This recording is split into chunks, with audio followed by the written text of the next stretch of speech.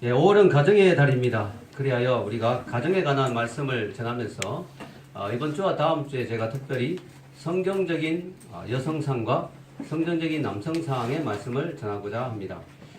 그 이유는 우리가 가정을 바로 세우기 위해서는 나 자신이 바로 서야 되는 것이죠. 그러기 위해서는 성경적인 남성과 성경적인 여성이 되어야 되기 때문입니다. 그래서 오늘은 성경적인 여성상에 대해서 생각해 보기를 원합니다. 한때 여성들 사이에서 유행했던 용어가 있죠. 바로 공주병입니다. 공주병. 이 공주병은 자신이 예쁘다고 생각하고, 물론 착각이죠. 생각하고 그런 착각하면서 자신은 남과 다른 존재이기 때문에 다른 사람이 자기를 우러러 보고 특별한 대우를 받아야 된다라고 생각하는 그런 생각이 공주병이죠. 그래서 이 공주병도 유형이 있어요. 유형. 타입이 있습니다. 타입.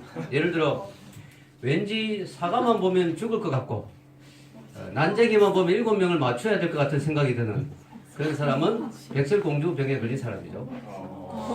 또 자정이 다가오면 자꾸 마음이 불안해지는 사람, 신데렐라 병이죠. 바다에 가면 자꾸 바위에 앉고 싶은 사람, 인어공주병입니다. 인어공주병. 숲속에 가면 왠지 자꾸 자고 싶어요. 잠자는 숲속의 공주병입니다. 그리고 바보만 보면 결혼하고 싶은 평강공주병도 있습니다.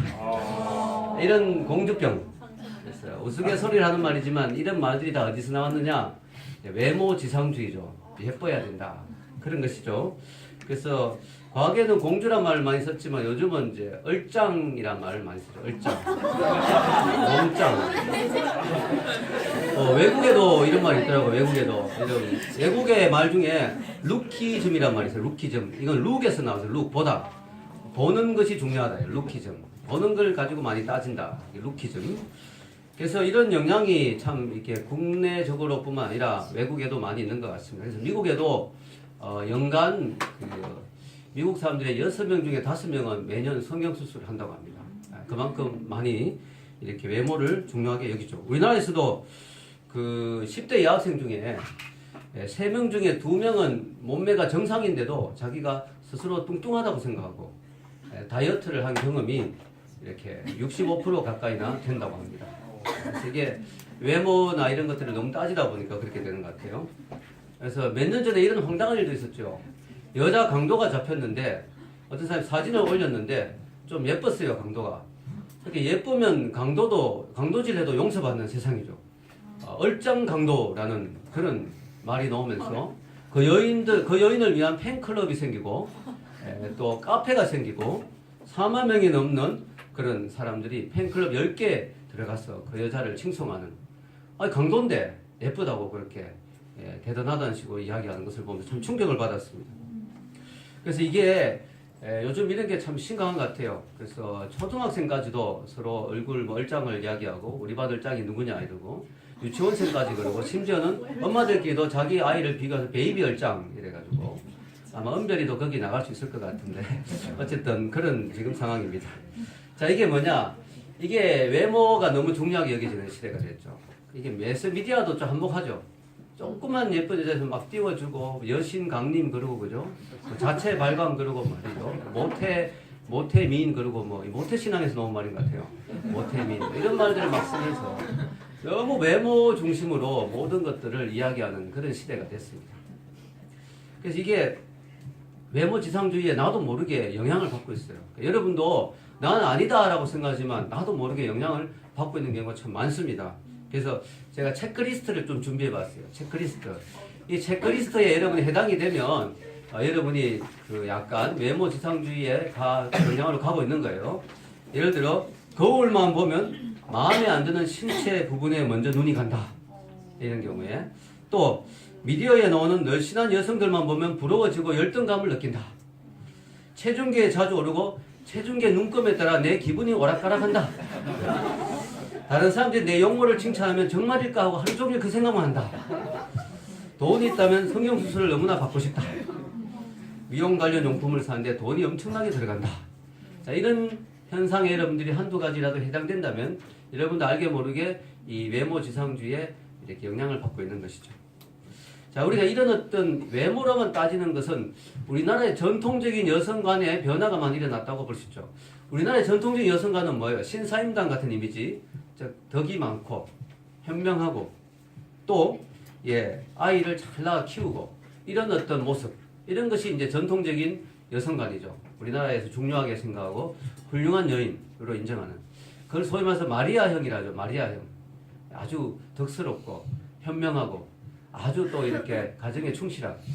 그러나 지금은 그런 형보다는 사람들이 선호하는 것은 예쁘고 날씬하고, 그래서 마돈나형이라고 표현하죠. 물론 마돈나가 날씬하진 않지만 그렇게 표현합니다. 마리아형과 마돈나형으로 이렇게 나누어집니다.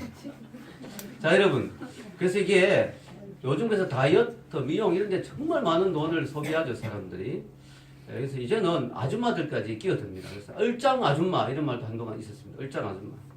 아줌마 몸짱 뭐 이런 것도 있었고요. 아줌마들도 이제는 예뻐야 아이들이 자기를 인정해준다 이거죠. 그래서 아줌마들도 막 예뻐지려고 많이 노력합니다. 저는 이게 무조건 잘못했다고 말하고 싶지는 않습니다. 왜냐하면 하나님이 여성에게 주신 귀한 은사, 귀한 어떤 재능이 뭐냐, 미를 가꾸는 재능, 아름다운 걸 보고 알아볼 수 있고 또 그것을 키워나가는 재능도 하나님이 주신 아름다운 그 재능이에요. 저는 꽃을 봐도 별 느낌이 없는데 저희 집 사람은 꽃을 그렇게 좋아하더라고요. 그걸 몰랐어요, 제가 20년 동안. 꽃을 사주면 기뻐한다는 사실을. 아니, 결혼했으니까 꽃을 살 돈 있으면 계란을 한 판 사야지 생각을 많이 했거든요. 그게 아니더라고요. 그게 아니더라고요. 저희 집 사람이 꽃을 사달라고 요구한 적은 없는데 꽃을 어디서 얻어서 가져가면 너무 기뻐하는 거예요. 아, 이 꽃을 좋아하는구나.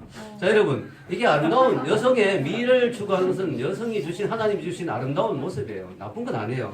근데 문제는 뭐냐? 미의 기준이 너무 천편일률적이다. 날씬해야 되고 예뻐야 되고 그러다 보니까 개성이 없죠, 개성. 그래서 여러분, 이 여성들이 다 비슷비슷하게 성형수술 해가지고, 그죠? 개성이 없어지는.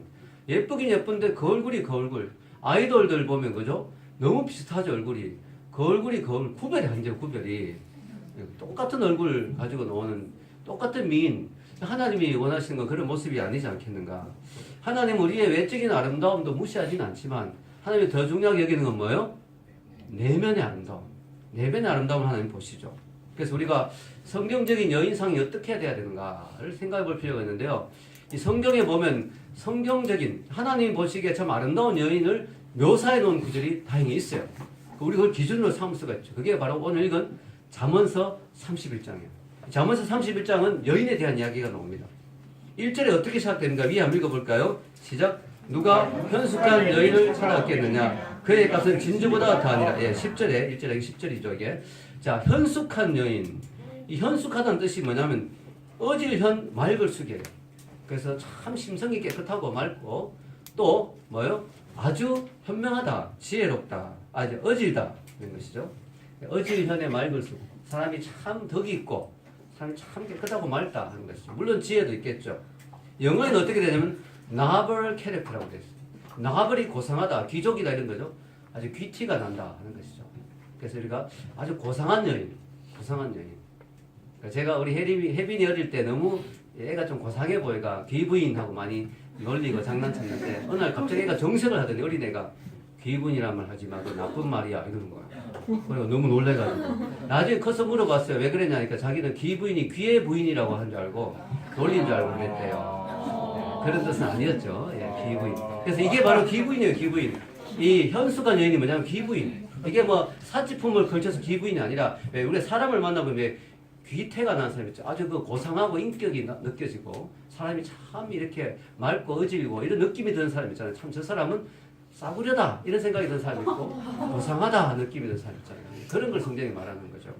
이거는 얼마나 외모가 어떻게 생겼느냐, 얼마나 비싼 장식품을 걸치냐, 얼마나 많이 공부했냐 이런 거 아무 상관이 없어요.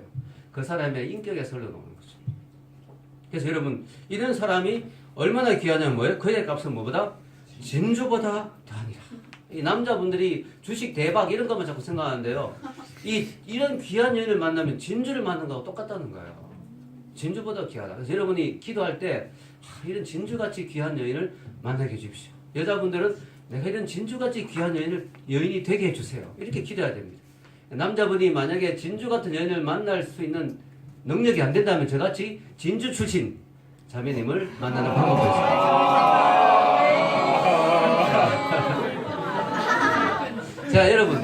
이 진주보다 귀한 여인 얼마나 귀합니까? 이런 여인을 만난다는 것은 축복이죠, 축복.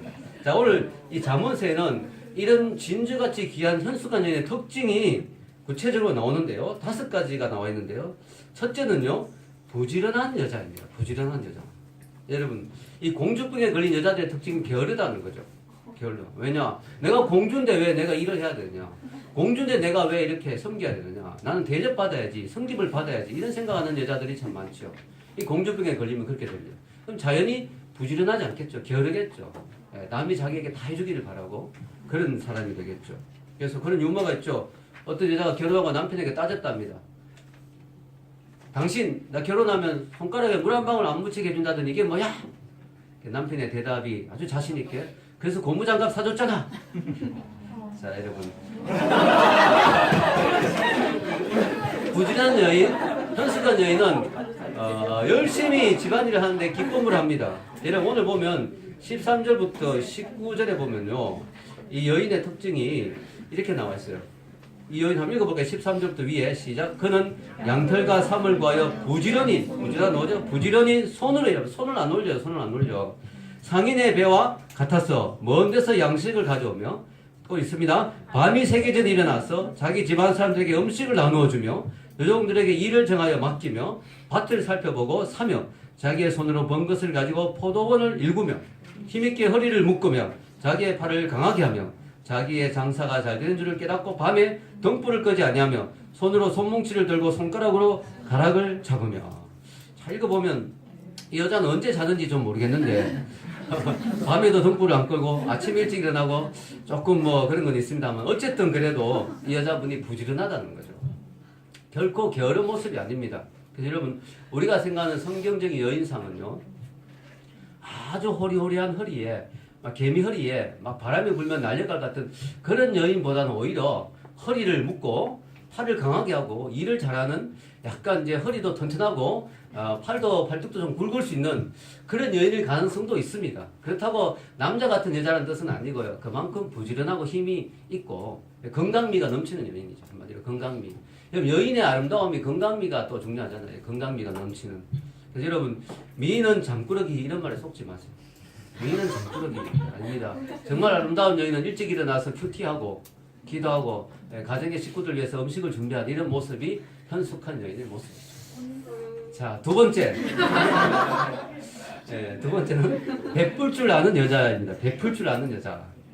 자, 여기 보면요, 20절에 이런 말씀이죠. 20절 읽겠습니다.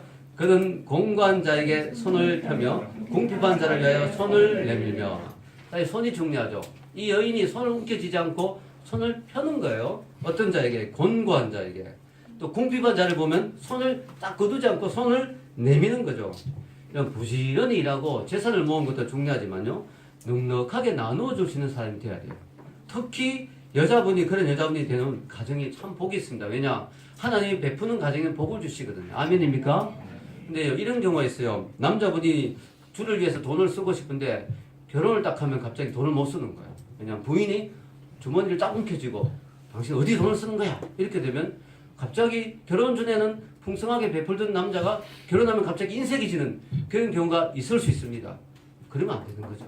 그래서 여러분, 같이 베풀 수 있는 그런 것이 필요하죠. 그래서 이 여자분이 결정을 다 해요. 사실 가정의 경제나 이런 건 다 여자분이 결정해요. 남자는 그냥 불쌍합니다. 돈만 벌고 돈 쓰는 거는 여자분이 쓰는 경우가 많지요.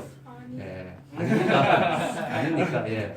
그래서, 저희 집은 예외고, 예. 자, 어쨌든 그래서 이 여자분이 중요하다는 거예요. 그래서 여자분이 결정을 많이 하기 때문에 가정의 경제에 여자분이 잘 이렇게 베풀 수 있는 분이 돼야 가정이 또 풍성한 하나님의 은혜가 있습니다. 왜냐하면 너무 인색한 사람에게 하나님이 복을 안 주시거든요. 풍성하게 베푸는 사람에게, 물론 아껴 쓰고 근검절약해요. 그러나 써야 될 때 써야 되는 거죠. 풍성하게 베푸는 그런 여인이 있는 가정에 하나님이 복을 주신 줄 믿습니다. 그리고 세 번째는요, 자신을 꾸밀 줄 아는 여자입니다. 와, 놀랍죠? 성경은 여인의 뭐 막 꾸미고 이런 걸 별로 관심이 없는 것 같아도요, 그걸 인정해요. 여기 22절 한번 읽어볼까요? 그는 자기를 위하여 아름다운 이불을 지으며 세마포와 자색 옷을 입으며. 자, 현숙한 여인이라고요, 허리 질끈 동여 매고 뭐 그냥 막 머리 풀어헤치고 이런 한 여자가 아니에요. 깨끗하고 예쁜 이불도 만들고요, 또 뭐예요? 세마포도 있고 자색 옷을 다 품위 있게 입는. 이게 무슨 말이냐면요, 여인은 자기를 가꿀 줄 알아야 된다는 거죠. 그것이 성경에서 무시하지 않습니다.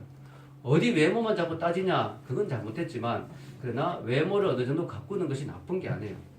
너무 여자분이 결혼하고 났는데 외모를 안 가꾸는 경우가 있잖아요. 그래서 그런 말이 있어요. 우리나라에 세 종류의 인간이 살고 있다. 남자와 여자와 아줌마. 아줌마를 여자 취급 안 하는 거죠. 분명히 여자인데 전혀 여자답지 않은 여자라는 뜻입니다. 그래서 아줌마가 보면 이 아줌마라는 개념이 되게 안 좋은 개념이죠. 여자의 어떤 그런 모습이 너무 없어지는. 물론 치열하게 아이를 키우고 인생을 살다 보면 그런 부분도 있지만, 그러나 여성의 여성상을 잃어서는 안 되겠죠. 여러분, 인터넷에서 제가 한번 보니까요, 아줌마와 조폭의 공통점 이런 게 있더라고요. 아줌마를 조폭에 비유했어요. 자, 첫째, 때를 지어 몰려다닌다. 두 번째, 형님이란 말을 자주 사용한다. 세 번째, 자기 식구들만 끔찍이 챙긴다. 네 번째, 칼을 잘 쓴다. 그래서 뭐 이런 유머도 있을 정도로. 자, 우리가 성경이 말하는 현숙한 여인은요, 자기를 아름답게 꾸밀 줄 아는 지혜가 있는 여인이에요. 여자는요, 여성다운 맛이 좀 있어야 되거든요. 꾸미는 모습, 아름답게 하는 모습, 예쁘게 하는 모습도 필요해요. 그래서 너무나 값비싼 옷, 화려한 옷을 입으라는 뜻은 아니에요. 명품으로 자기를 치장하란 말은 아니에요. 그러나 자기의 분수에 맞는 옷을 입을 때 깔끔하고 세련되게 예쁘게 입을 수 있는 그런 것도 필요하다. 즉 하나님 주신 미의 감각을 잘 살리는 것도 여성으로서 해야 될 일이다. 그런 여인이 중요하다. 그래서 여러분, 우리가 전도할 때요, 전도할 때 우리가 들고 가는 메시지도 중요하죠. 메신저가 중요해요. 여러분 그렇잖아요? 여러분, 우리가 매력 있는 사람이 돼야 돼요. 매력 있는 사람이. 그래야 우리가 복음을 전할 때 그 복음이 잘 들어갈 수 있겠죠. 그 사람이 어떤 날 이 앞에서 배워서 막 이야기를 하는데 막 입에서 입냄새가 나고 막 옷도 막 흐름하고 막 너무 막 거지 같은 모습으로 복음을 전한다면 그 사람은 이야기하기 싫어지겠죠.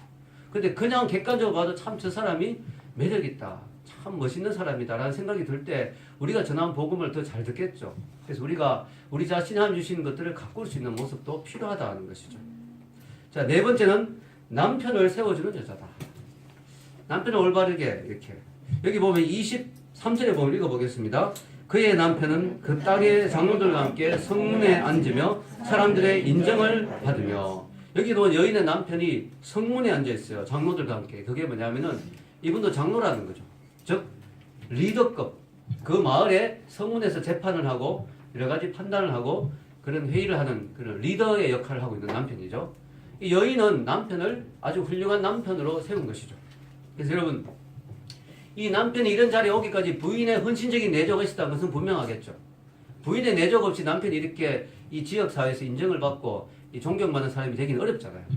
부인이 이 사람을 잘 보필하고 내조하고 남편을 참 이렇게 훌륭한 사람으로 세워준 것을 알 수가 있습니다. 그래서 여러분, 이게 참 아름다운 여인이죠. 성경에는 여인을 돕는 배필이라고 했습니다. 남편을 참 훌륭한 사람이 되도록 도와주는 그런 여인의 역할 중요하죠. 물론 여인도 자신의 커리어나 자신도 어떤 사회에 늘어서 세워질 필요가 있겠지만, 그러다 남편을 리더로 잘 세워줄 수 있는, 이 팔로워가 리더를 인정 안 하면 리더는 리더가 될 수 없잖아요. 부인이 남편을 계속 무시하고 인정하지 않는데 어떻게 남편이 어깨에 힘을 주고 어떻게 할 수 있겠습니까? 부인이 남편을 인정해주고 남편을 존경하고 세워줄 때 그 남편이 사회에서도 힘있게 할 수가 있는 것이죠. 제가 어떤 사모님이 쓰신 글을 읽었는데 그 부분에 글이 이런 내용이 있었어요. 자기 평생의 목표는 나중에 나의 남편과 천국에 갔을 때 하나님이 나의 남편 목사님에게 잘하였다, 착하고 충성된 종아라고 하는 소리를 듣는 것을 옆에서 보는 것이 자기 목표라고. 참 지혜롭고 아름다운 사모님이라고 생각했습니다. 자, 다섯 번째는 지혜롭고 어진 말을 하는 여자입니다. 지혜롭고 어진 말을 하는 여자. 이 성경에 보면 현숙한 여인의 특징이 지혜롭고 어진 말을 한다. 26절에 보면 이런 말씀이 있겠습니다. 입을 열어 지혜를 베풀며 그의 혀로 인내의 법을 말하며. 이 여인은 입을 열면 지혜로운 말이 나와요. 그리고 입을 열면 인내로운, 자비로운 사랑의 말이 나오는 거예요. 여러분, 어떤 여자는 입만 열면 독사의 독이 나온 여자가 있잖아요. 입만 열면 막 가시 같은 말이 나온 여자가 있잖아요. 하나님은 남자보다 여자에게 언어의 재능을 주셨어요. 제가 지금까지 20년 동안 마을 싸움에서 이겨본 적이 한 번도 없습니다. 저희 집사람에게. 여자분은 말을 더 잘합니다.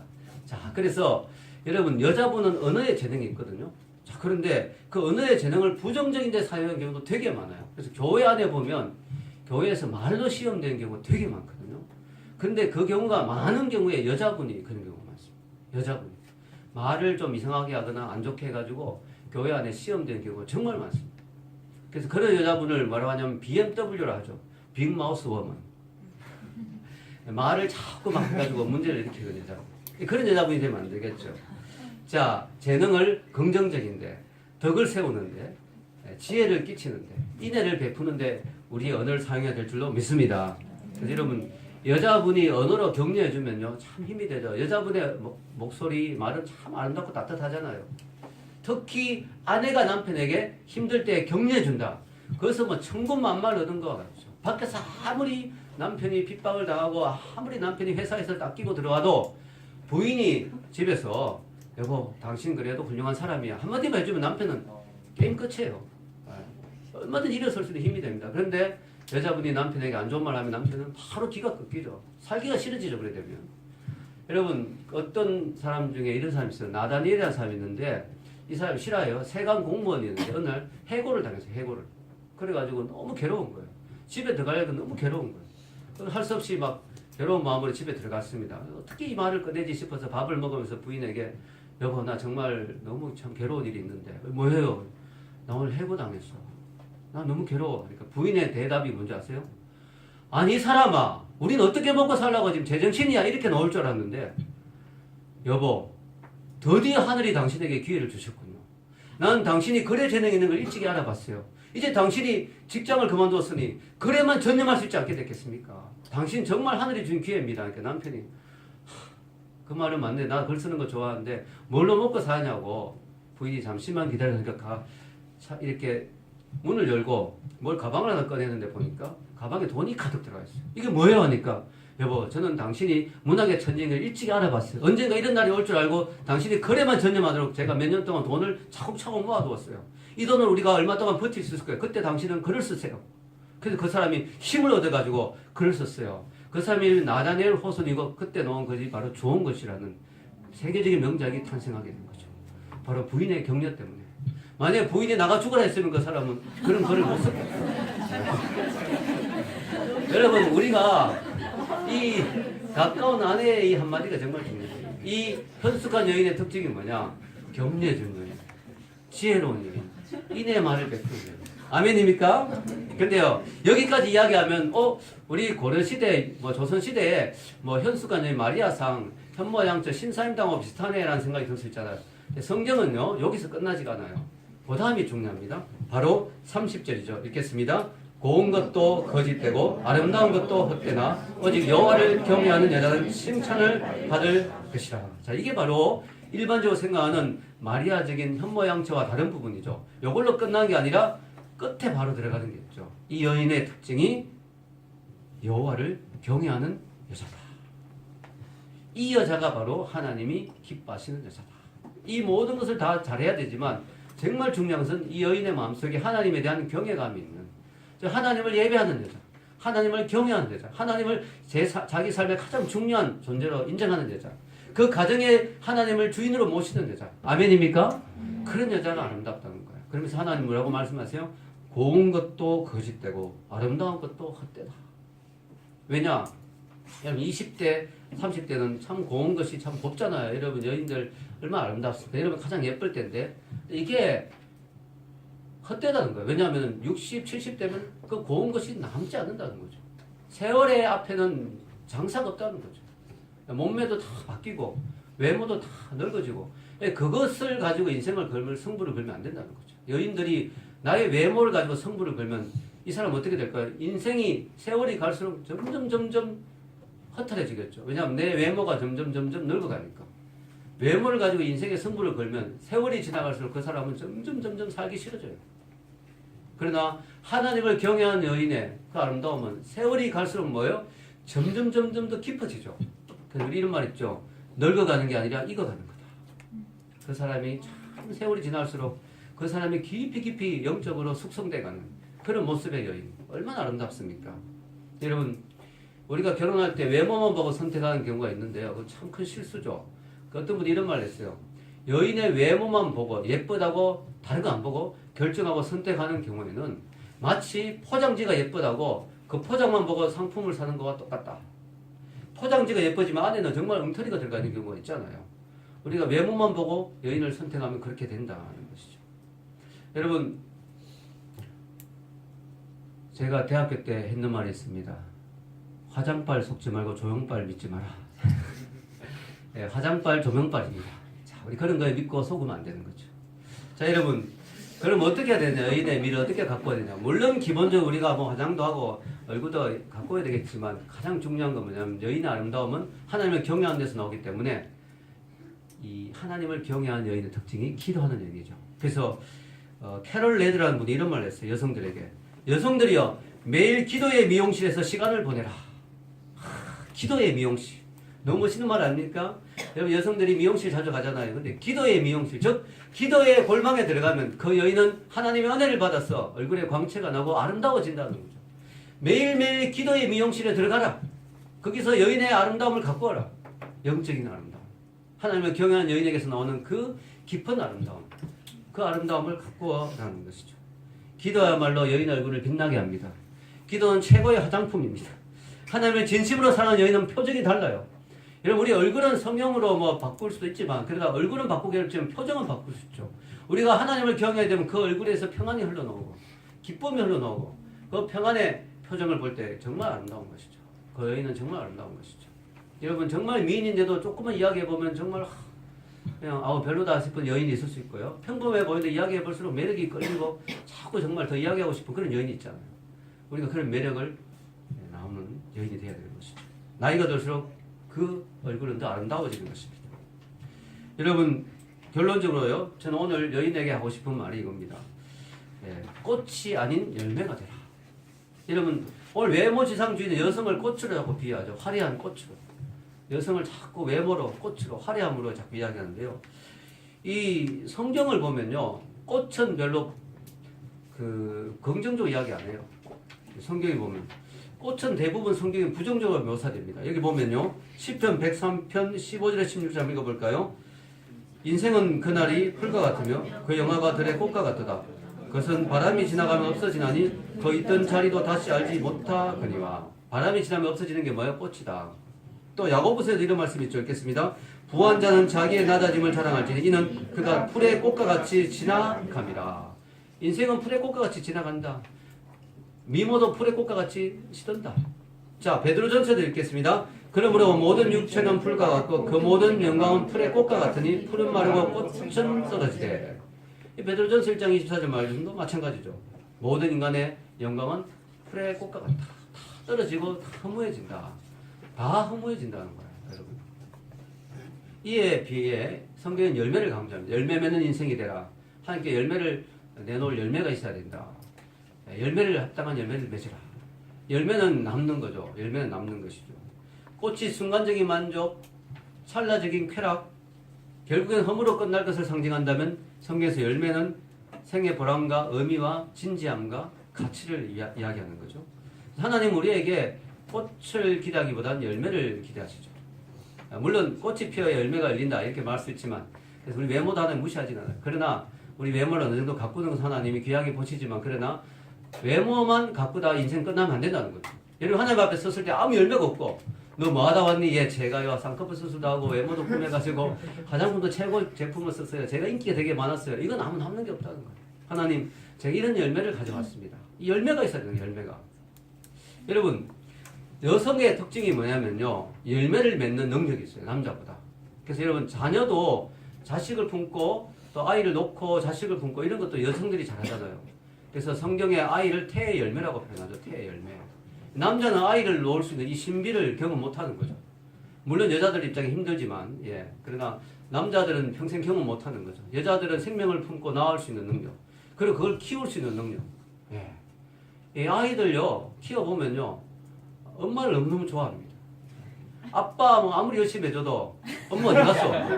아빠가 있으면 아무 의미가 없어. 엄마 어디 갔어? 엄마 있을 때는요, 아빠 어디 갔어? 별로 이야기 안 해요. 여러분, 이게 여인은 그런 능력이 있어요. 예, 품고 키우고, 그죠? 양육하고 할 수 있는 능력. 그래서 저는 전도도 여자들이 더 잘해요, 사실. 전도왕들 보면 여자가 더 많아요. 여자들이 전도도 잘하고요, 관계도 잘 맺고 또 양육도 잘해요, 여자들은. 그래서 여러분이 하나님의 사람이라면 외모도 잘 꾸미고 예뻐야 되겠지만 그러나 하나님 앞에 열매를 그래서 정말 복음을 전하고 그를 하나님의 사람으로 키우고 양육하고 열매 맺는 그리고 주님 앞에서 헌신하고 섬기고 하는 그런 열매들 그런 것들이 남을 때 여러분이 꽃과 같이 정말 지나가는 인생에서 정말 인스턴트적인 그런 화려함만 추구하는 인생에서 하나님 앞에 영원히 남을 천국 곳간에 남을 열매들을 거둔 인생이 될 줄로 믿습니다. 그런 은혜가 있기를 주의 이름으로 축원합니다. 기도하겠습니다.